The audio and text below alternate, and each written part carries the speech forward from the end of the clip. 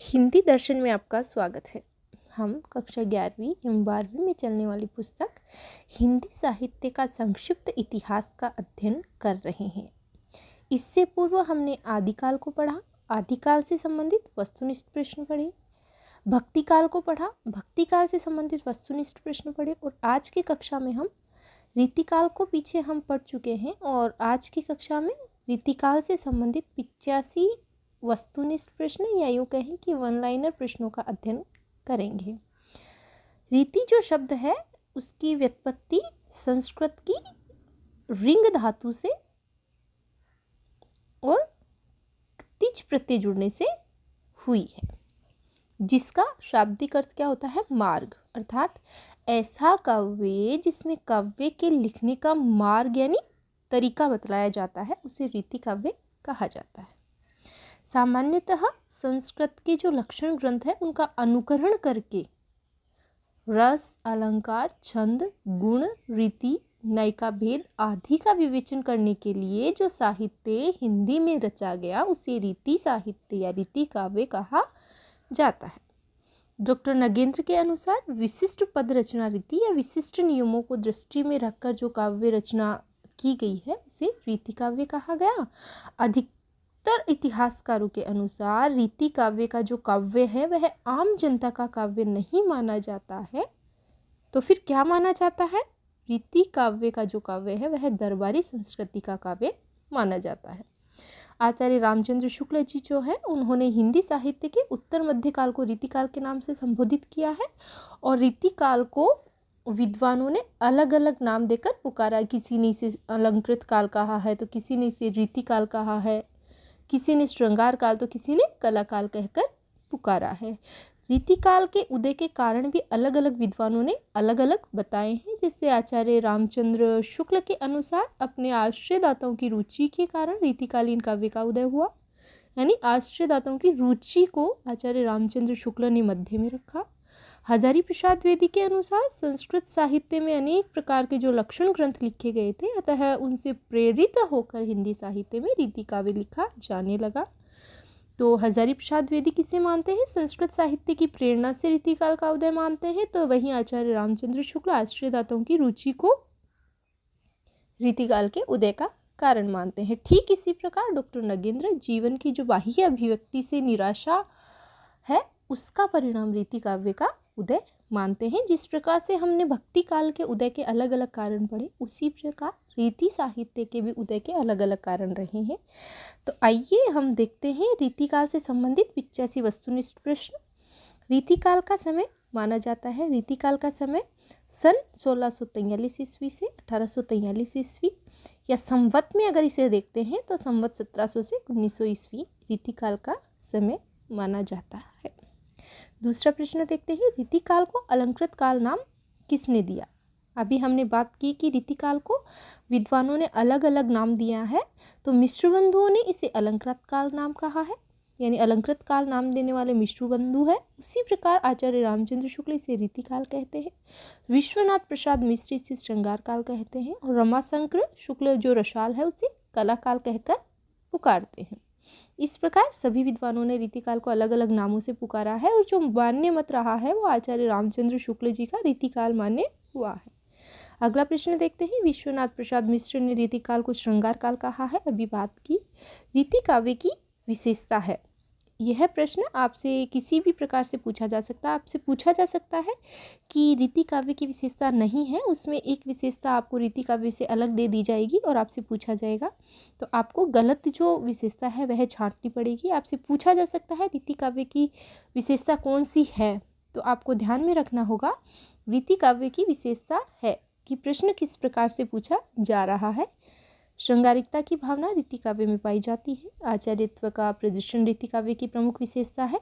अलंकारिकता भी रीति काव्य की प्रमुख विशेषता रही है और ब्रजभाषा की प्रधानता रीति काव्य में रही है। रीतिकालीन जो काव्य है उसमें लक्षण ग्रंथों की रचना की गई थी। श्रृंगार को अत्यधिक महत्व देते हुए जो कवि हैं वह आचार्य बनने की प्रवृत्ति उनमें ज़्यादा दिखाई दे रही थी। अगला प्रश्न देखते हैं, प्रश्न नंबर 5, रीति काव्य की विशेषता नहीं है। आपसे प्रश्न पूछा जा सकता है तो भक्ति और नीति यहाँ पाई जाती है। खड़ी बोली की प्रधानता, तो यह रीति काव्य की विशेषता नहीं है। इस प्रकार से आपसे छटनी करवाई जा सकती है। तो आप जो रीतिकालीन जो साहित्य है उसकी विशेषताएं, रीतिकालीन जो काव्य है उसकी विशेषताओं को अच्छे से एक बार देख लेंगे। और अलंकारिकता की प्रधानता इस काव्य में देखने को मिलती है। इसके साथ ही भक्ति और नीति या भक्ति और वैराग्य की भावना, वीर रस की कविता भी कतिपय कवियों द्वारा, जैसे भूषण ने वीर रस की कविताएं लिखी हैं। कला पक्ष की प्रधानता हमें रीतिकालीन साहित्य में देखने को मिलती है। नायिका भेद का निरूपण यहाँ हुआ है। शिल्पगत विशेषताओं में अगर हम देखें तो सतसई परंपरा का पुनरुद्धार यहाँ देखने को मिलता है। रसानुकूल छंदों का प्रयोग और दोहा छंद की प्रधानता रीतिकालीन काव्य में देखने को मिलती है। अगला प्रश्न देखते हैं, प्रश्न नंबर 6। लोगह लागी कवित बनावत मोहित मेरे कवित बनावत पंक्ति किसकी है? यह पंक्ति कवि घनानंद की है। इस वीडियो में हम उन सभी वस्तुनिष्ठ प्रश्नों को देख रहे हैं जो आपकी कक्षा 11वीं और 12वीं की जो पुस्तक दी हुई है उसमें जितने भी वस्तुनिष्ठ प्रश्न बन रहे हैं उनका संकलन यहाँ किया है।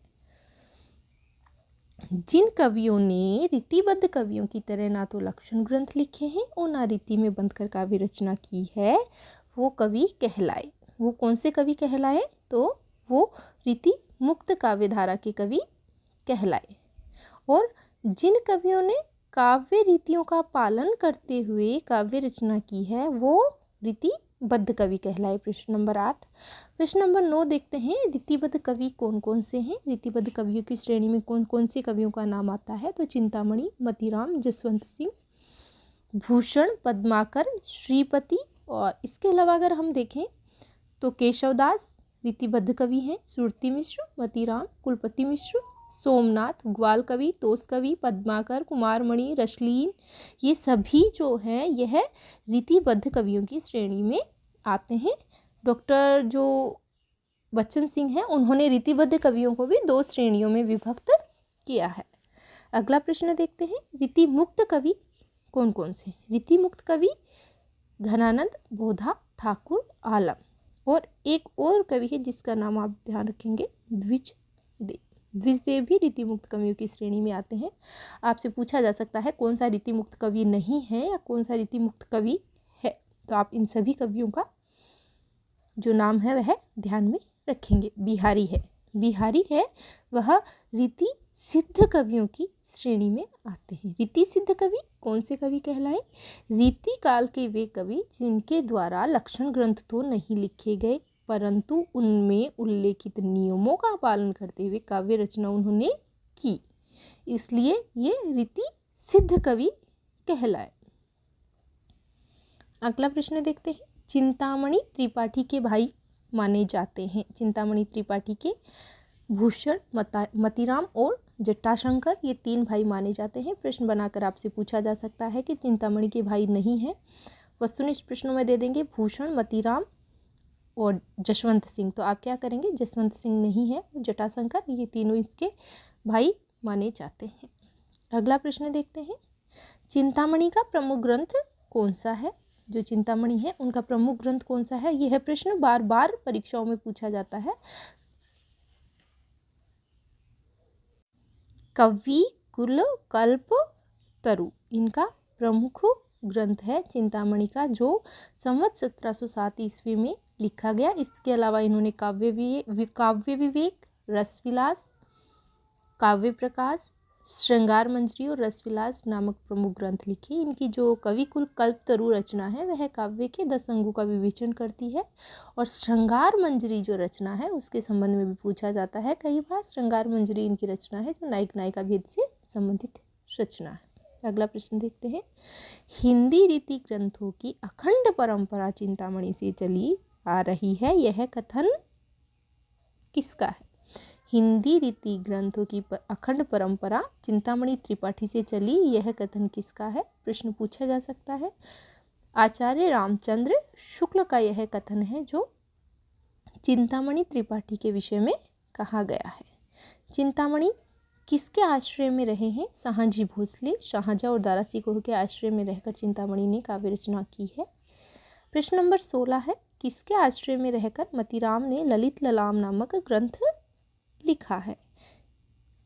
तो बूंदी नरेश भाव सिंह के आश्रय में रहकर मतीराम ने ललित ललाम नामक ग्रंथ लिखा है।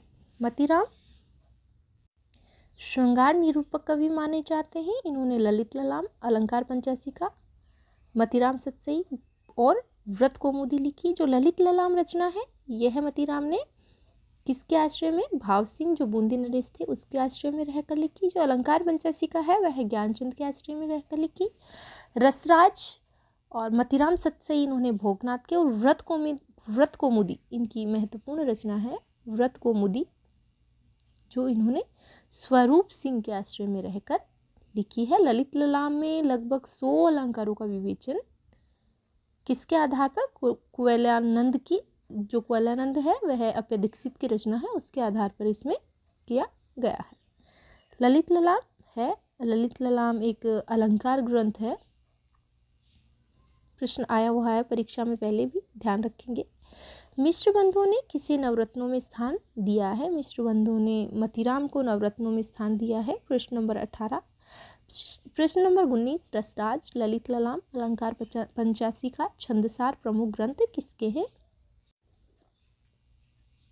प्रश्न नंबर 20, इन्होंने अपनी कविता में राधा और कृष्ण का अलौकिक प्रेम जग के व्यवहार में किस प्रकार उपयोगी है यह भली प्रकार से स्पष्ट किया है। यह किसके संदर्भ में कहा गया है? तो यह मतीराम के संदर्भ में कहा गया है। मतीराम जो है वह श्रृंगार निरूपक कवि माने जाते हैं और इन्होंने राधा कृष्ण का अलौकिक प्रेम जग के व्यवहार में कैसे उपयोगी है यह अपने जो काव्य रचनाएं हैं उनमें स्पष्ट किया है। रसराज में वर्णित है। रसराज जो मतीराम की रचना है इसमें किस चीज़ का वर्णन किया गया है? इसमें श्रृंगार रस का वर्णन, परंतु प्रधानतः है नायिका भेद का विस्तार से वर्णन किया गया है। प्रश्न नंबर 21 है। प्रश्न नंबर 22 देखिए, कुंदन को रंग फीको लगे, झलकी अति अंग निचार गुराई। कुंदन को रंग फीको लगे, यह पंक्ति आपसे पूछी जा सकती है। किसकी पंक्ति है? तो यह मतीराम की पंक्ति है।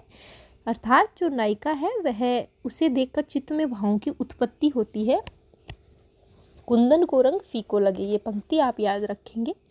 अगला प्रश्न देखिए, इनकी कविता में आचार्यत्व के साथ साथ भाव सौंदर्य की सरसता भी पर्याप्त है। यह किसके विषय में कहा गया है?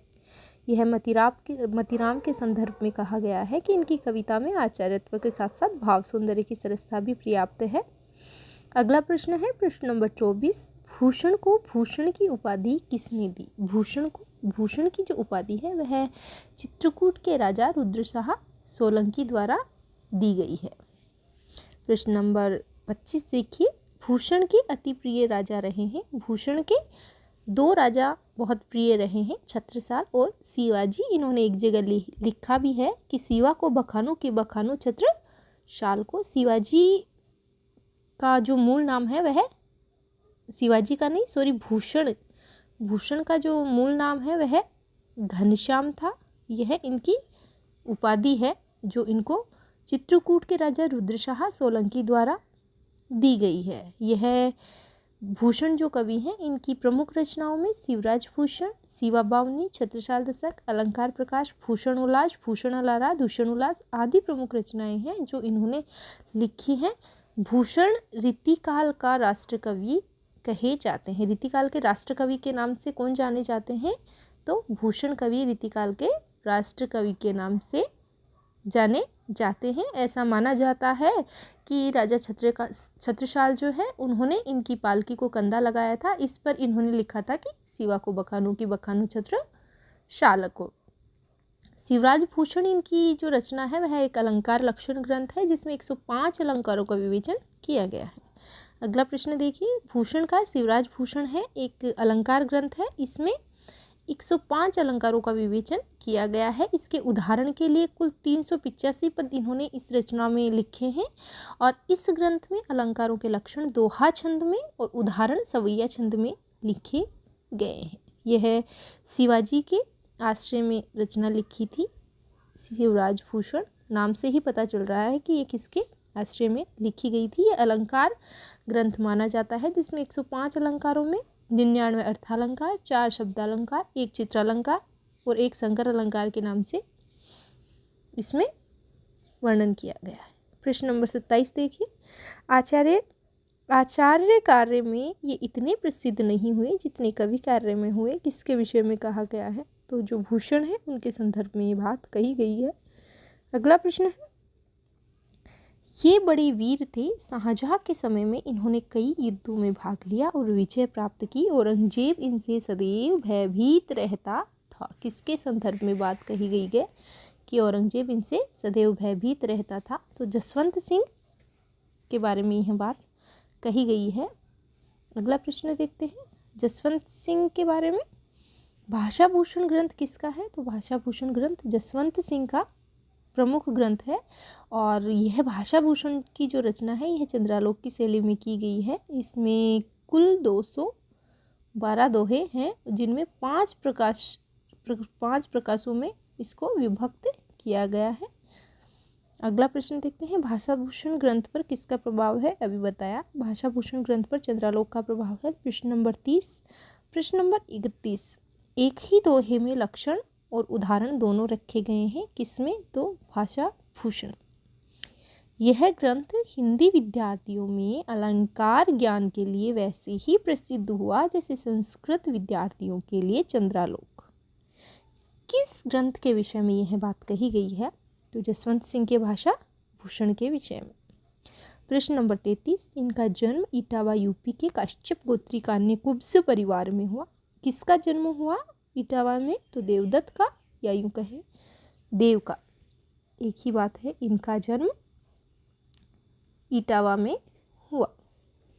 अगला प्रश्न देखते हैं, भाव विलास, अष्टयाम, भवानी विलास, प्रेम तरंग, प्रेमचंद्रिका, राग रत्नाकर, ये सभी रचनाएं किसकी हैं?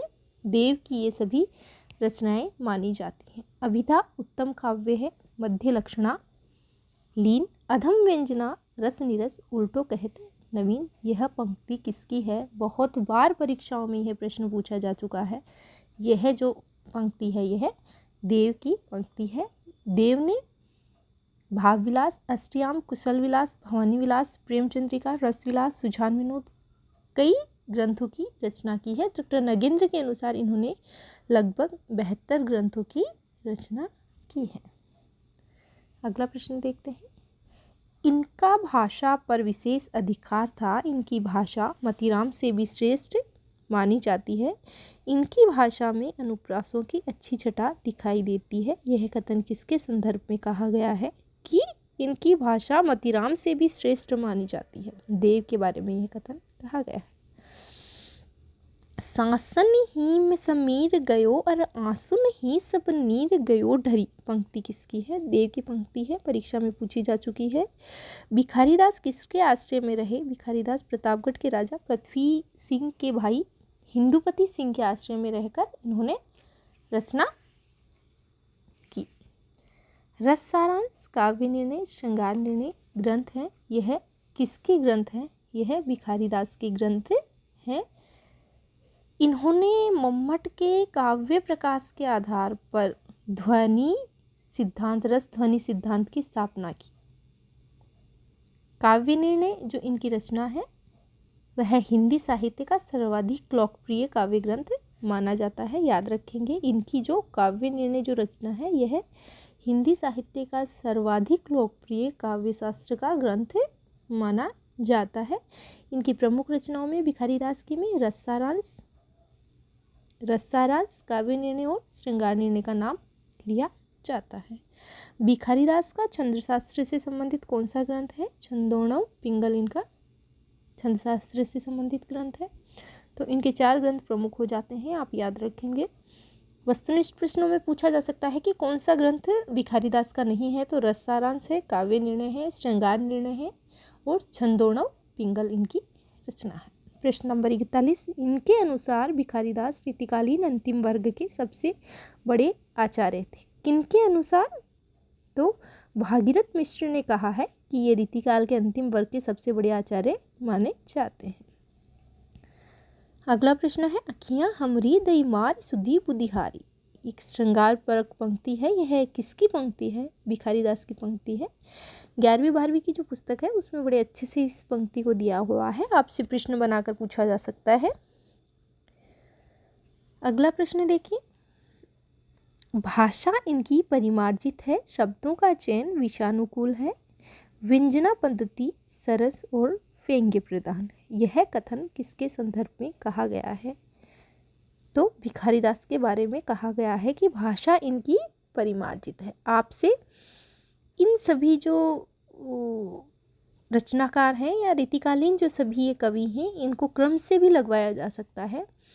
तो आप क्रम से जब आपसे इनको लगवाया जाएगा तो आप सबसे पहले लगाएंगे चिंतामणि को, चिंतामणि, उसके पश्चात लगाएंगे मतीराम को, उसके पश्चात लगाएंगे जसवंत सिंह को, उसके पश्चात कुलपति मिश्र को, उसके पश्चात रसलीन को, और उसके पश्चात लगाएंगे भिखारीदास को, और फिर अंत में पद्माकर को।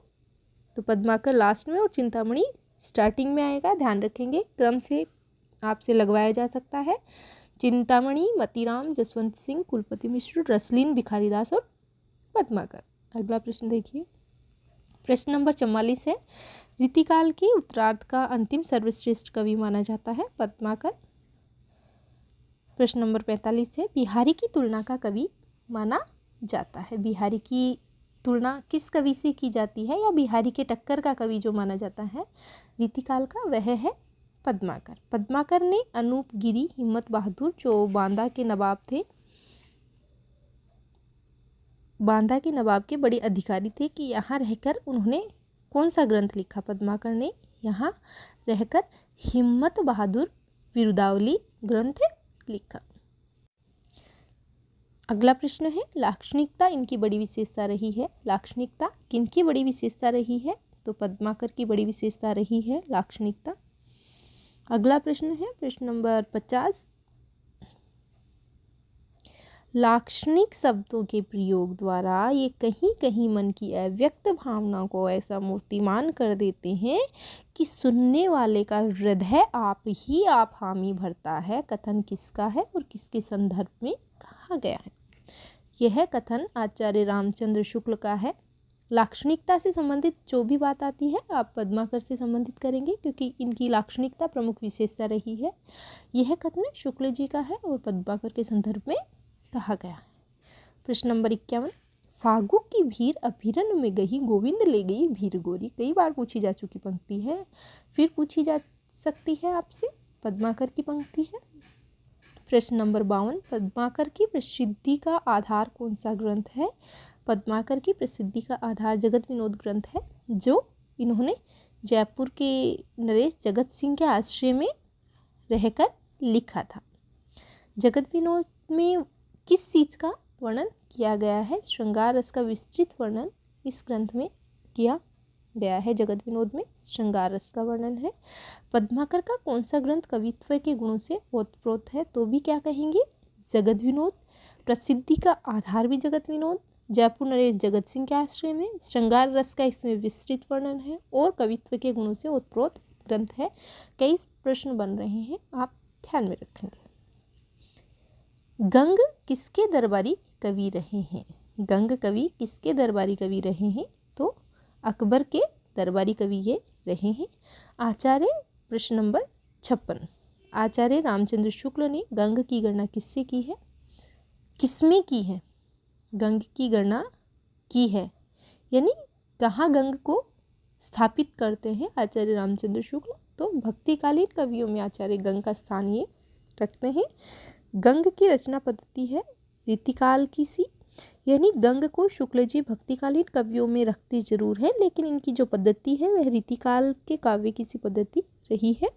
गंग को किसने हाथी से कुचलवाने का आदेश दिया था? तो गंग को नूरजहां ने हाथी से कुचलवाने का आदेश दे दिया था। रीतिकाल के सर्वाधिक प्रसिद्ध कवि रहे हैं। रीतिकाल के सर्वाधिक प्रसिद्ध कवि हैं तो बिहारी का नाम आएगा। बिहारी रीतिकाल के प्रसिद्ध कवि माने जाते हैं।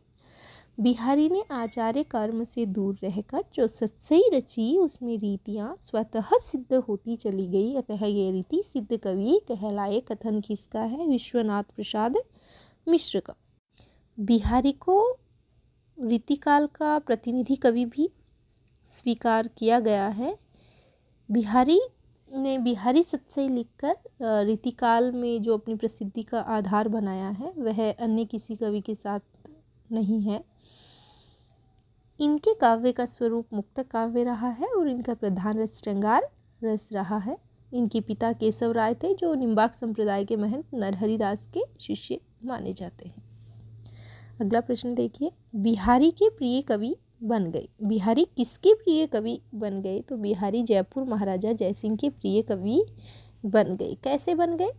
बिहारी 1645 ईस्वी में जब जयपुर जाते हैं तो उन्होंने जयसिंह जो राजा हैं उनको एक दोहा लिख कर दिया, जिसमें उन्होंने जो उनकी नवोढ़ा रानी थी वो प्रेम में डूब जाते हैं, उसके संबंध में वह दोहा था, जिसको लेकर के इन्होंने काली पहाड़ी नामक एक गांव है इनको पुरस्कार में भी दिया था और प्रत्येक छंद की रचना पर फिर वे एक मोहर इनको पुरस्कार में देने लग गए। अगला प्रश्न है, जयपुर महाराज के नवोढ़ा रानी के प्रेम में डूबने पर बिहारी ने कौन सा दोहा लिखा था जिससे इनको प्रसिद्धि भी मिली थी, इनको काली पहाड़ी नामक गांव भी पुरस्कार में मिला था और आगे इनको प्रत्येक छंद पर एक मोहर भी पुरस्कार में मिलने लग गई थी। वह दोहा था, नहीं पराग नहीं मधुर मधु नहीं विकास ही काल, अली कली ही सो बंध्यो आगे कौन हवाल। बिहारी की प्रमुख विशेषता रही है, बिहारी की प्रमुख विशेषता श्रृंगार की रही है। बिहारी सत्सई की जो भूमिका है उसको लेकर के पद्म सिंह शर्मा ने बिहारी सत्सई को क्या कहा? तो शक्कर की रोटी कहा है। अगला प्रश्न देखते हैं, बिहारी की प्रमुख विशेषताओं में श्रृंगार इनकी प्रमुख विशेषता रही है। इसके अलावा गागर में सागर इन्होंने भरा है। मतलब आपसे बिहारी की विशेषताओं से संबंधित प्रश्न पूछा जा सकता है कि बिहारी की विशेषता नहीं है। अलंकार योजना भी इनके काव्य में देखने को मिलती है। बिहारी सत्सई में श्रृंगार रस का अधिक प्रयोग हुआ है, परंतु इसमें भक्ति और नीति से संबंधित पद भी लिखे गए हैं। ध्यान रखेंगे क्योंकि आपसे प्रश्न पूछा जा सकता है। आपको ऑप्शन में दे देंगे कि श्रृंगार रस की प्रधानता रही है, भक्ति और नीति से संबंधित पद भी लिखे गए, तो ये भी सही होगा क्योंकि भक्ति और नीति से संबंधित जब अपन बिहारी सत्सई पढ़ते हैं तो उसमें पहला ही दोहा आता है जिसमें भक्ति और नीति से संबंधित बात भी कही गई है। मेरी भव बाधा हरो राधा नागिरी सोई, जातन की झाई परे श्याम हरित दुति होए। अगला प्रश्न देखते हैं, रीति मुक्त काव्य धारा की प्रमुख विशेषता है। रीति मुक्त काव्य धारा, आप ध्यान रखेंगे, रीति मुक्त काव्य धारा की विशेषताएं देख लेंगे, रीतिबद्ध काव्य धारा की विशेषताएं देख लेंगे और रीति सिद्ध काव्य धारा की विशेषताएं देख लेंगे। आपसे प्रश्न बनाकर पूछा जा सकता है। श्रृंगार का उदात्त चित्रण रीति मुक्त काव्य धारा में किया गया है। प्रेम की पीर का वर्णन किया गया है और भाव प्रधान संयोग वर्णन यहाँ देखने को मिलता है। अगला प्रश्न देखते हैं, रीति मुक्त कवियों की प्रेम व्यंजना रीति सिद्ध कवियों से भिन्न है। इनकी प्रेम व्यंजना की विशेषता है। रीति मुक्त जो कवि हैं उनकी प्रेम व्यंजना की विशेषता कौन सी है? परंपरागत नायिका भेद प्रणाली का परित्याग इन्होंने किया है। अशरीरी मानसिक प्रेम का ये प्रयोग करते हैं। स्वच्छंद नायक नायिका भेद और वियोग का प्राधान्य यहाँ देखने को मिलता है। सभी विशेषताएं रीति मुक्त कवियों की प्रेम व्यंजना की विशेषता रही है और एकांतिक प्रेम साधना भी यहाँ देखने को मिलती है। अगला प्रश्न है, हम कौन तो पीर कहें अपनी दिलदार तो काम दिखात नहीं है। पंक्ति किसकी है? कवि बोधा की यह पंक्ति है। घनानंद की जाति कौन सी मानी जाती है? कवि घनानंद है, वो कायस्थ जाति के थे। घनानंद किसके मीर मंत्री माने जाते थे? दिल्ली के बादशाह मोहम्मद शाह के ये मीर मुंशी के पद पर कार्य करते थे।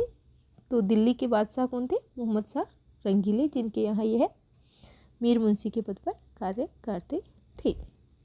घनानंद रीति मुक्त काव्य धारा के प्रतिनिधि कवि माने जाते हैं। संपूर्ण रीतिकाल के प्रतिनिधि कवि का नाम अगर हम लेते हैं तो बिहारी का नाम आता है और रीति मुक्त जो काव्य धारा है उसके प्रतिनिधि कवि का नाम लेते हैं तो घनानंद का नाम आता है। सुजान के वैराग्य होने पर घनानंद किस संप्रदाय में दीक्षित हो गए थे? तो निम्बार्क संप्रदाय में ये दीक्षित हो गए थे।